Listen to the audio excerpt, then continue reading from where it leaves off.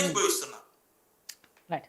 So Ram Gopal గారు, గతంలో చాలా సందర్భాల్లో ఆల్మోస్ట్ నాకు తెలిసి వారంలో 2-3 సార్లు కొండా సురేఖ గారు వార్తల్లో ఉన్నారు. ఏదో ఒక వివాదాస్పద వ్యాఖ్యలు చేస్తూ పాపం దాన్ని కవర్ చేసుకోలేక కాంగ్రెస్ పార్టీ నాయకులు కూడా చాలామంది అదొక తలనొప్పిగా మారిన పరిస్థితి చూసాము. ఎంత దాకా వెళ్ళింది అంటే ఆవిడ మంత్రి పదవే పోతుంది అనే దాకా కూడా చర్చలు వచ్చాయి. మొన్నటి కేబినెట్ విస్తరణలోనే రాజునాయక్ గారు అన్నట్టు ఆవిడ మంత్రి పదవి పోతుంది అనే వార్తలు కూడా మనం చూసాము. అలాంటి సందర్భంలో మళ్ళీ కొండా మురళి గారు, ఆవిడ భర్తే కాబట్టి సరే ఆయన ఏ హోదాలో మాట్లాడారు ఏంటి అనేది కొద్దిసేపు పక్కన పెడితే మొత్తానికి మాట్లాడిన మాటలు మాత్రం వివాదాస్పదం అవుతున్నాయి. కాబట్టి ఆ వ్యాఖ్యల గురించి అంటే మీ విశ్లేషణ ఎలా ఉంది? ముందుగా మీకు ప్యానల్ మిత్రులకు వీక్షకులకు శుభ సాయంత్రం. ఇప్పుడు వీళ్ళు కొండా సురేఖ కొండా మురళి కాంట్రవర్సీ ఇప్పుడే కాదు, మొట్టమొదటికెళ్ళి కాంట్రవర్షియలే ఉన్నారు వీళ్ళిద్దరు. వీళ్ళు ఏదైతే ఉందో ఒక బీసీ సామాజిక వర్గానికి చెంది ఉన్నారు. వరంగల్ మొదటి నుంచి అది ఓరుగల్లు పోరుగల్లు అది యూనో ఏదైతే ఉందో సమస్యలకు పెద్ద నిలయము, రకరకాల ఇబ్బందులు, స్టేట్మెంట్లు, ఇవే ఇక పెద్ద జిల్లా, పెద్ద లెక్కలు ఉంటాయి ఇక్కడ.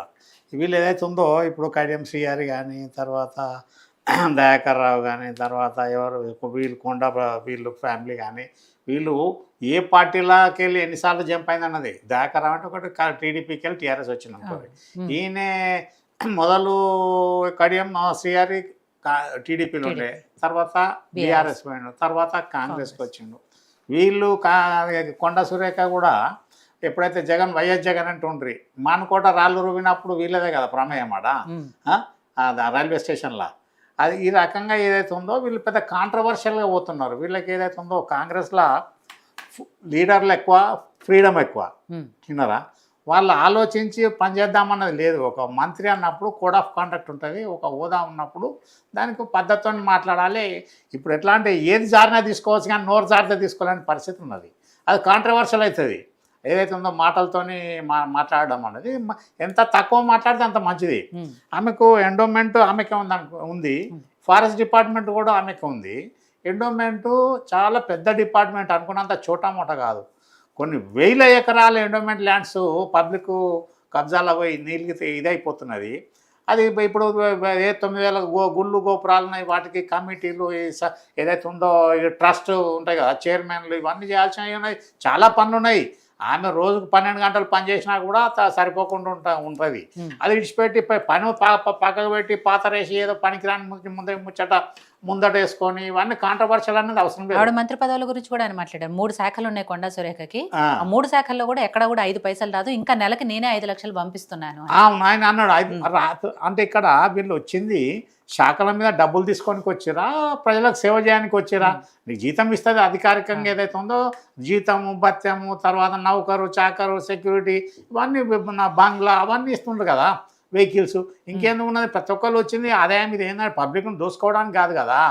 ఇక్కడ కాంగ్రెస్లో ఏంటంటే మొట్టమొదటి నుంచి కాంగ్రెస్లో వాళ్ళకి ఏదైతే ఉందో ఫ్రీడమ్ ఎక్కువ ఉండి, మొట్టమొదటి ఇప్పుడే కాదు కాంగ్రెస్, ఎప్పుడైతే వెంగళరావు తర్వాత కాంగ్రెస్ మర్రి చెన్నారెడ్డి కాంగ్రెస్లో మొదలు ముఖ్యమంత్రి కావడం జరిగిందో, వెంగళరావు తర్వాత ఆడికి వెళ్ళి కాంగ్రెస్ ఏదైతే ఉందో మొత్తం భ్రష్టు పట్టిపోయింది.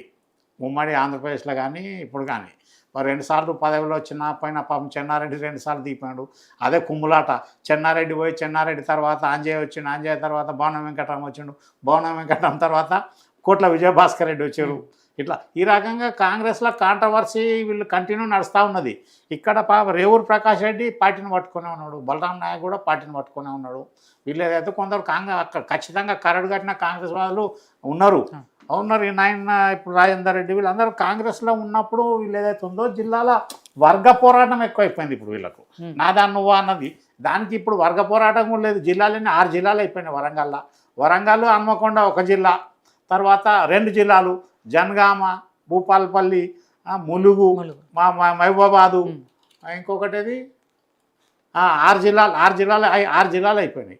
ఈ రకంగా అయిపోయినాక కూడా వీళ్ళు వర్గ పోరాటం పక్కన పెట్టి అని ఆయన వచ్చింది స్ట్రగుల్ ఫర్ ఎగ్జిస్టెన్స్ అని కాదు, ప్రజలకు సేవ చేయడానికి. నీకు ప్రభుత్వం ఏమున్నది, నీకున్న శాఖలు ఏమున్నది, ఫారెస్ట్ డిపార్ట్మెంట్లో కూడా బోలెడ్ వర్క్స్ ఉంటాయి.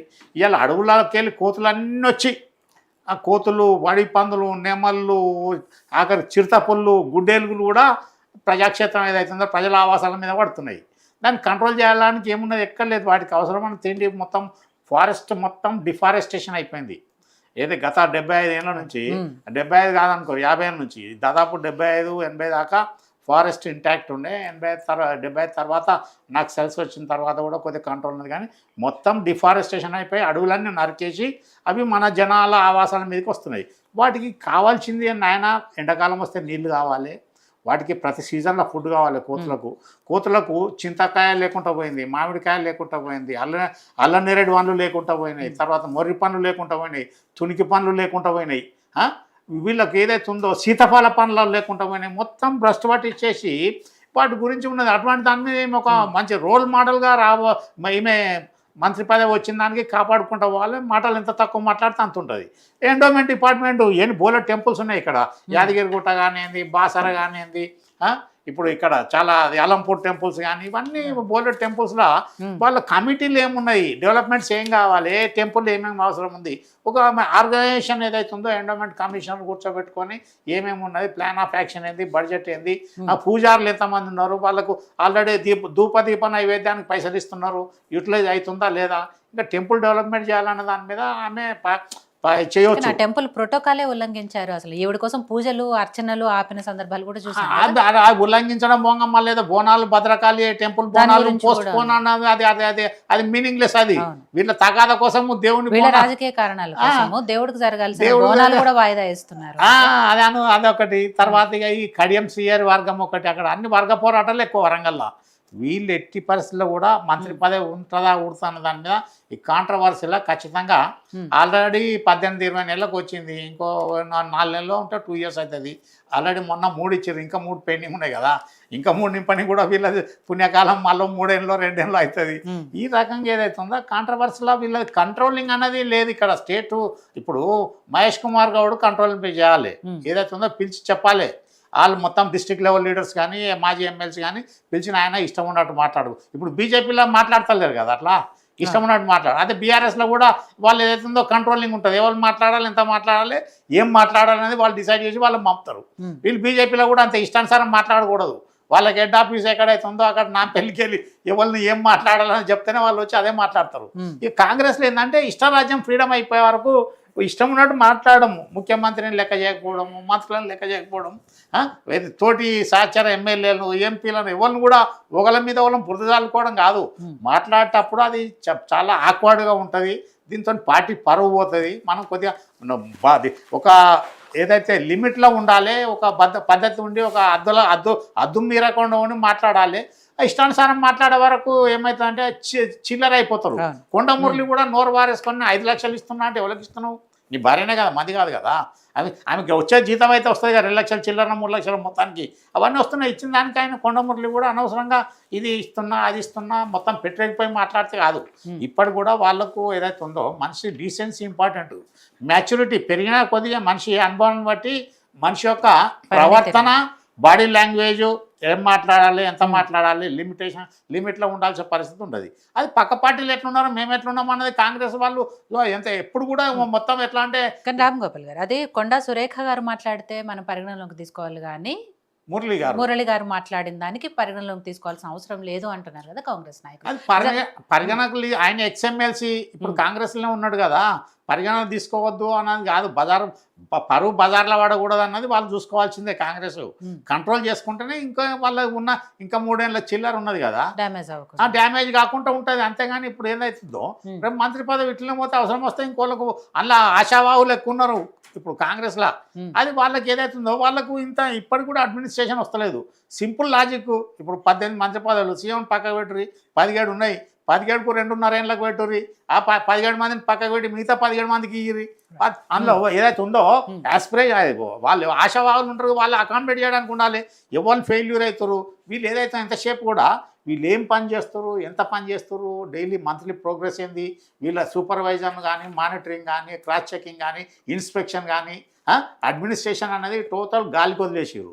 ఇప్పుడు ఏది ఇంట్లోకి ఏం లేదు. ఇప్పుడు చూడరాదు, ఇప్పుడు నిన్న ఏదో కాళేశ్వరంలో వాళ్ళు మొత్తము క్యాబినెట్ రిజల్యూషన్స్ అవి పడితే వారం రోజులు టైం పడుతుంది. అంటే నీ క్యాబినెట్ డెసిషన్లకే వారం రోజులైతే మిగతా రికార్డు గతి ఏముంటుంది, అడ్మినిస్ట్రేషన్ ఎక్కడున్నది? ఇదే దాని మీద ఏదైతే ఉందో సిస్టమేటిక్గా చేయాలి. ఒక chief secretary head office, state head ఆఫీసులనే ఆ పరిస్థితి ఉన్నదంటే ఇక మిగతా జాగాలు ఏముంటుంది, బ్రహ్మాండంగా ఏదో భయంకరమైన సిచ్యువేషన్ ఉంటుంది. కాంగ్రెస్లో ఏదైతే ఉందో వీళ్ళకు ఒక ప్లాన్ ఆఫ్ యాక్షన్, ఒక సిస్టమ్, ఒక రూల్స్ రెగ్యులేషన్, ఒక పద్ధతి, అంత కలిసికట్టుగా పనిచేద్దామనే భావన లేకుండా పోయింది. ఎవరికి వారే యమునా తీరే అన్న పరిస్థితులు ఉన్నారు. అట్లా వరకు మళ్ళీ కాంగ్రెస్కి ఏంటంటే నెక్స్ట్ 3 ఏళ్ళ తర్వాత వీళ్ళకు ఇక అవకాశాలు ఏదైతే ఉందో వీళ్ళకు కూడా మొత్తము డౌన్ ట్రెండ్లో జీరోకి వచ్చే పరిస్థితి ఉంటుంది. అది వీళ్ళు దృష్టిలో పెట్టుకొని మనం రావాలన్నది మళ్ళీ ఉండాలన్న దాని మీద, ప్రజలకు ఏం చేయాలన్న దాని మీద చేయాలి కదా. పాపం ఆయన నిన్న ఏదైతే ఉందో రుణమాఫీ కూడా ఇప్పుడు మొత్తం టోటల్ వ్యవసాయానికి 1,04,940 కోట్లు వీళ్ళు పెట్టిర్రు. చెప్పుకోలేని పరిస్థితి. వీళ్ళు ఎన్ని చేసినా కానీ అది బూడిదల పన్నీర్ లాగా అయిపోతుంది. ఇప్పుడు రైతు బంధు కూడా అందరికీ పడ్డది కదా, అందరికి పడ్డది. ఇటువంటి దాని మీద వీళ్ళు చెప్పుకోవాలి కదా. డాడీ కూడా 73 లక్షల మెట్రిక్ టన్నులు ఉన్నారు. ఇటువంటి అన్నిటి కూడా చేసే పనులు చేస్తున్నాం కూడా దీన్ని ఏంటంటే ఈ మాటలతోని రచ్చకెక్కడము, బజార్ ఎక్కడము, బజార్లో ఇష్టం ఉన్నట్టు మాట్లాడడంతో వాళ్ళ పార్టీ డ్యామేజ్ అవుతుంది. పబ్లిక్లో కూడా ఏంటంటే చీప్ అయిపోతుంది, మిగతా పార్టీలకు అడ్వాంటేజ్ అయిపోతుంది. కార్తిక్ గారు, సరే ఇందాక మీరు అన్నట్టు మురళి గారు మాట్లాడిన దానికి మనం లెక్కేసుకోవాల్సిన అవసరం లేదంటే కొండా సురేఖ గారే మాట్లాడిన సందర్భాలు గతంలో చూసాం. నిన్న కూడా ఏదైతే రాజకీయ విభేదాలు లేకపోతే జిల్లాలో నెలకొన్న